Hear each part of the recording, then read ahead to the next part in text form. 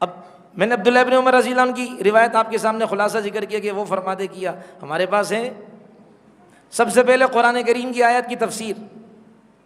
قرآن کریم ہے نا، قد افلح المؤمنون الذین هم فی صلاتهم خاشعون، تفسیر ابن عباس صفحہ 212 یا 22. عبداللہ ابن عباس رضی اللہ تعالیٰ عنہ فرماتے ہیں الذین هم فی صلاتهم خاشعون، آیت کا مطلب کیا ہے؟ 2 آیتیں پڑھی ہیں، تحقیق کے ایمان والے کامیاب ہو گئے. کون سے ایمان والے؟ الذین هم فی صلاتهم خاشعون، وہ ایمان والے جو اپنی نماز میں ڈرتے ہیں، اللہ سے عاجزی کے ساتھ نماز پڑھتے ہیں. اس کی تفسیر عبداللہ ابن عباس جس کے بارے میں نبی علیہ الصلوۃ والسلام نے فرمایا رضی اللہ عنہ، ان کے بارے میں نبی علیہ الصلوۃ والسلام نے فرمایا یہ سارے مفسروں کا سردار ہے، رئیس المفسرین ہے. نبی علیہ السلام نے ان کو دعائیں دی ہیں اللہ ان کو قرآن کی سمجھ عطا فرما. وہ اس آیت کا مطلب بیان کرتے ہیں کہ وہ ایمان والے جو نماز میں اللہ سے ڈرتے ہیں. اس ڈرنے کا مطلب کیا ہے؟ وہ فرماتے ہیں ڈرنے کا مطلب یہ ہے کہ خامدون متواضعون لا یلتفتون یمینا ولا شمالا ولا يرفعون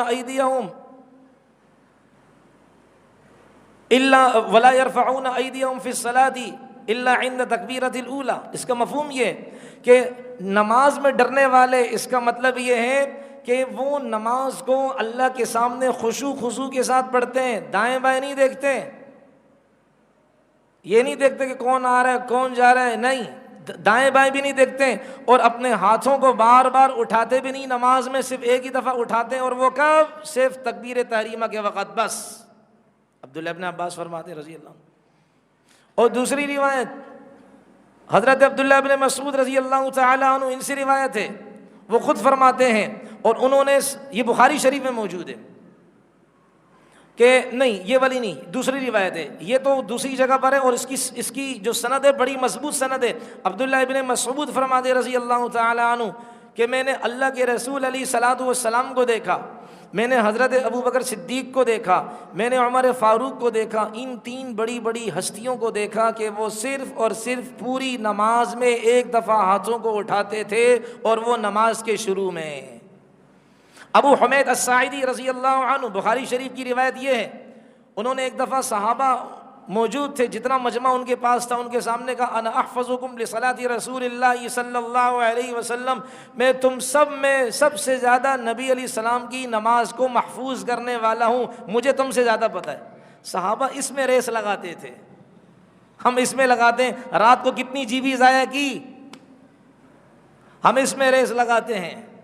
وہ فرماتے ہیں کہ ہم اس میں وہ آپ کمپٹیشن کرتے تھے، مقابلہ کرتے تھے، بھائی نبی کی نماز مجھے تم سے زیادہ یاد ہے. اچھا بھائی سنائیں. پھر انہوں نے نبی علیہ الصلوۃ والسلام کی نماز سنائی کہ آپ علیہ الصلوۃ والسلام تکبیر کہتے تھے، کندھوں کی طرف ہاتھ اٹھاتے تھے، پھر آپ علیہ السلام قرات کرتے، رکوع کرتے، بڑے اطمینان سے کھڑے ہوتے، یہاں تک کہ ہر ہڈی کا جوڑ اپنی جگہ آ جاتا، پھر سجدے میں جاتے. پوری نماز بیان کی، پوری نماز میں ہاتھ کے اٹھانے کا ذکر صرف ایک دفعہ کیا، اور وہ بھی کب؟ تکبیر تحریمہ کے وقت. اب یہ دیکھیں دین کا سمجھنا. تو ہمارے یہ احناف فرماتے ہیں ہم انکار نہیں کرتے کہ نبی علیہ السلام نے رفع الیدین نہیں کیا، ایک سے زیادہ کیا ہے، لیکن ایک حد تک کیا، اس کے بعد نبی علیہ السلام نے اس عمل کو چھوڑ دیا. ہم یہ کہتے ہیں اگر کوئی کرتا ہے حرام نہیں کرتا، ایک حد تک کیا. اور ہم جو کہہ رہے ہیں یہ نبی علیہ السلام نے آخری زندگی تک کیا، حضرت ابو بکر صدیق نے بھی اس پر عمل کیا، حضرت عمر نے بھی اس پر عمل کیا، اور حضرت امام طحاوی رحمۃ اللہ علیہ فرماتے ہیں حضرت علی بھی اسی طرح کرتے تھے، ابن مسعود بھی اسی طرح کیا کرتے تھے، حضرت عمر بھی اسی طرح کیا کرتے تھے، سارے کوفہ والے اس طرح کرتے تھے. اور مدینہ میں اکثر لوگ، امام مالک رحمۃ اللہ علیہ مدینے والوں کے عمل کو دیکھ کر فتویٰ لگاتے تھے کہ مدینے والے کیا کرتے ہیں، اس لیے کہ یہ نبی کے علاقے کے، ان کو دیکھ کر فتویٰ لگاتے تھے. انہوں نے دیکھا کہ مدینہ کے اکثر آبادی کیا کرتی ہے، رفع الیدین نہیں کرتی، تو انہوں نے کہا کہ نماز میں بار بار ہاتھ اٹھانا نہیں. صرف مکہ میں کیا کرتے تھے لوگ، رفع الیدین کرتے تھے. تو زیادہ تر اس وقت کراؤڈ اور آبادی اور مجمع جو کرتا تھا وہ ترک رفع الیدین، نماز میں رفع الیدین نہیں کرتا تھا. اگر کوئی کرتا، ہم یہ نہیں کہتے حرام کیا ناجائز کیا، لیکن دین کی سمجھ دیکھے نا. اور پھر وہ کیوں اس طرح فرماتے ہیں کہ ایک روایت ہے مسلم شریف جلد اول صفحہ 181 پر، حضرت جابر ابن سمورہ کی روایت ہے رضی اللہ عنہ، وہ فرماتے ہیں نبی علیہ الصلوۃ والسلام تشریف لائے، میں الفاظ کا خلاصہ بتا رہا ہوں، خرج رسول اللہ صلی اللہ علیہ وسلم، اللہ کے حبیب علیہ السلام تشریف لائے، بھائی مشکل تو نہیں لگ رہا، آپ علیہ السلام تشریف لائے، آپ علیہ السلام نے صحابہ کو دیکھا کہ وہ صحابہ کیا کر رہے ہیں، ہاتھ اٹھا رہے ہیں، رفع الیدین کر رہے ہیں، میں نے عرض کیا کہ کرتے تھے لیکن نبی نے منع کر دیا تھا، موقوف ہو گیا تھا، آپ علیہ السلام نے دیکھا کہ صحابہ رفع الیدین کر رہے ہیں، جناب نبی علیہ الصلوۃ والسلام نے فرمایا مالی اراکم رافعی ایدیکم کانھا اذناب خیل شمس اسکنوا فی الصلاۃ، ارے میں تمہیں دیکھ رہا ہوں کیا کہ جیسے بدکنے والے گھوڑے ہوتے ہیں ان کی دمیں ہلتی رہتی ہیں، تم ان کی طرح ہاتھ اٹھا رہے ہو، اپنی نماز میں ٹھہراؤ اختیار کرو، چھوڑ دو یہ کام۔ صحابہ کہتے ہم نے چھوڑ دیا، تو پہلے کرتے تھے، پھر نبی علیہ السلام نے عمل چھوڑ دیا اور منع بھی فرما دیا، اس لیے احناف فرماتے کہ اب کیا ہے، ہم نبی علیہ السلام نے چونکہ چھوڑ دیا اور آخری وقت تک کرتے تھے، اس لیے ہم کیا کرتے، رفع الیدین نہیں کرتے۔ یہ ہے وَمَن یُؤْتَ الْحِکْمَةَ، جس کو حکمت دی گئی اس کو بڑی خیر دی گئی، جس کو دین کی سمجھ دی گئی۔ اب ایک اور مثال سمجھ لیں، اب تھوڑا میں نے پہلے ہی مشکل وہ ڈال دیا، اب میں مشکل سے تھوڑا آسان، پھر آسان کی طرف آ رہا ہوں۔ ایک اور، بعض ہاتھ اٹھاتے ہیں یوں، اس طرح کی روایت بھی ہے ہاتھ اٹھانے کی، کندھے تک ہاتھ اٹھانے کی روایت بھی ہے، اور حذو منکبہ کہتے ہیں اس کو، کندھے تک ہاتھ اٹھانے کی۔ اسی طریقے سے کانوں کی لو تک کے قریب، کانوں کو ٹچ کرنا ضروری نہیں ہے، کانوں کی لو کے قریب بھی ہاتھ اٹھانے کی روایت ہے، اور اسی طرح کان کا اوپر کا بالائی حصہ، اس سے اوپر کے بھی کیا ہے، ہاتھ اٹھانے کی روایت ہے۔ 3 روایتیں، اب کرے تو کیا کریں، تینوں میں سے کسی پر عمل کرے تو ہو گیا عمل، سنت ادا ہوگی، لیکن ایسا کوئی طریقہ کرے کہ تینوں پر ہو جائیں، سبحان اللہ، اے امام اعظم تیری قبر پر کروڑوں رحمتوں کا نزول ہو۔ انہوں نے ایسا درمیان کا راستہ نکالا، تینوں روایتوں پر عمل ہو گیا، اس کو کہتے دین کی سمجھ۔ وہ کیا، امام صاحب نے فرمایا کان کی لو کے قریب ہاتھ اٹھاؤ، تو یہ ہتھیلیاں کندھوں کے قریب آ گئیں تو کندھوں والی روایت آ گئی، اور کان کی لو کے قریب ہاتھ، یہ انگلیاں آ گئیں، کان کی لو والی روایتیں آ گئیں۔ اب یہ دوسری جو انگلیاں ہیں یہ کان کے اوپر کے اور بالائی حصے سے اوپر جا رہی ہیں، یہ وہ والی روایت پر عمل ہو گیا جہاں آیا کہ ہاتھوں کو کان کے اوپر تک لے کر گئے۔ تینوں روایتوں پر عمل ہو گیا جو ہم کرتے ہیں، یہ ہے دین کی سمجھ۔ بھائی سمجھ میں آ رہی بات، دین کی سمجھ سمجھ میں آ رہی ہے۔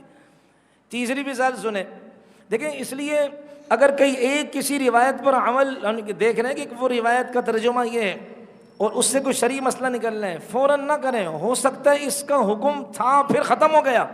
جیسے کہ ڈاکٹر ایک دوائی دیتا ہے مریض کی کنڈیشن دیکھ کر، اور پھر اس کے بعد دیکھتا ہے کہ مریض ٹھیک ہو گیا، نسخہ بدل لیتا ہے، اور اگر آپ کہیں کہ جی اس کے بچے کو بھی ڈاکٹر نے یہ دوائی دی تھی، ہم بھی بچے کو یہ دیں گے، ہلاکت میں ڈالیں گے، اس کی کنڈیشن دوسری تھی، یعنی کہ آپ دوسری والی کو پہلے کرا دیں یا پہلے والی کو دوسری کرا دیں، آپ اپنے بچے کو ہلاکت میں ڈالیں گے، نسخہ تبدیل ہو گیا۔ تو تیسری مثال سمجھے، مثال کے طور پر اب یہ بات آ رہی ہے اس پر کہ دیکھیں 2 حدیثیں بظاہر ٹکرا رہی ہیں، 2 حدیثیں بظاہر ٹکرا رہی ہیں، اب ان کو فٹ کیسے کرنا ہے، یہ ہے دین کی سمجھ۔ جناب نبی علیہ الصلوۃ والسلام کی روایت ہے، خواتین موجود ہیں اس لیے ان کے آج فیور میں بات کر رہا ہوں، یہاں نہیں موجود، غائبانہ ادھر ادھر دیکھ رہے ہو جیسے کہ پتہ نہیں کہاں ہے یا کہاں بیٹھی ہوئی ہیں، مجھے دیکھو، مجھے ادھر ادھر نہیں دیکھو، خدا کے بندو جنت میں لنگڑا کرے، بہت شوق ہے ادھر ادھر دیکھنے کا۔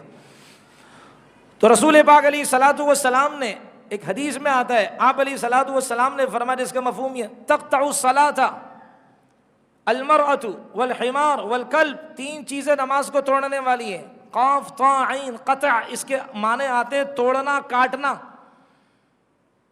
تو نبی علیہ السلام نے فرمایا 3 چیزیں نماز کو توڑنے والی ہے، کاٹنے والی ہے، ایک عورت، ایک گدھا، ایک کتا۔ کیا مطلب کہ نمازی نماز پڑھ رہا ہے، یاسین نماز پڑھ رہا ہے، سامنے سے شی گزری، سمجھ گئے شی، حرکتیں چھوڑ دی تو نے، گزری، اب کیا ہے بھائی، کہتے ہیں کہ نماز ٹوٹ گئی کیونکہ سامنے سے خاتون گزری، یا کتا گزرا، یا یہ کہ گدھا گزرا، تو کہتے ہیں نماز ٹوٹ گئی۔ اس حدیث کے ظاہر پر کسی نے عمل نہیں کیا. اب کہہ دو کہ بھئی علماء جو ہے نا حدیث کے مخالف ہو گئے. اس حدیث کے ظاہر پر کسی نے عمل نہیں کیا، اس لیے کہ نہیں کر سکتے ہیں. نبی علیہ السلام کے فرمان کا مطلب کچھ اور ہے.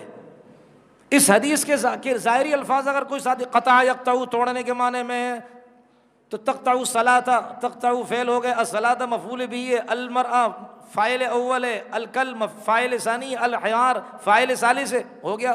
3 چیزیں کیا ہے نماز کو توڑنے والی ہیں. اب اس کا مطلب کیا ہے کہ بھئی یہ تو بڑی عجیب حدیث آ گئی کہ بھئی عورت گزرے نماز ٹوٹ گئی، کتا گزرے نماز ٹوٹ گئی، گدھا گزرے نماز ٹوٹ گئی. اس حدیث کا مطلب کیا ہے؟ علماء فرماتے ہیں، محدثین فرماتے ہیں اس حدیث کا مطلب یہ نہیں ہے کہ گزرنے والے کے گزرنے سے نماز ٹوٹ جاتی ہے، بلکہ اس حدیث کا مطلب کیا ہے کہ اس سے مراد ہے نماز کا خشوع متاثر ہوتا ہے، نماز کا خشوع ٹوٹ جاتا ہے.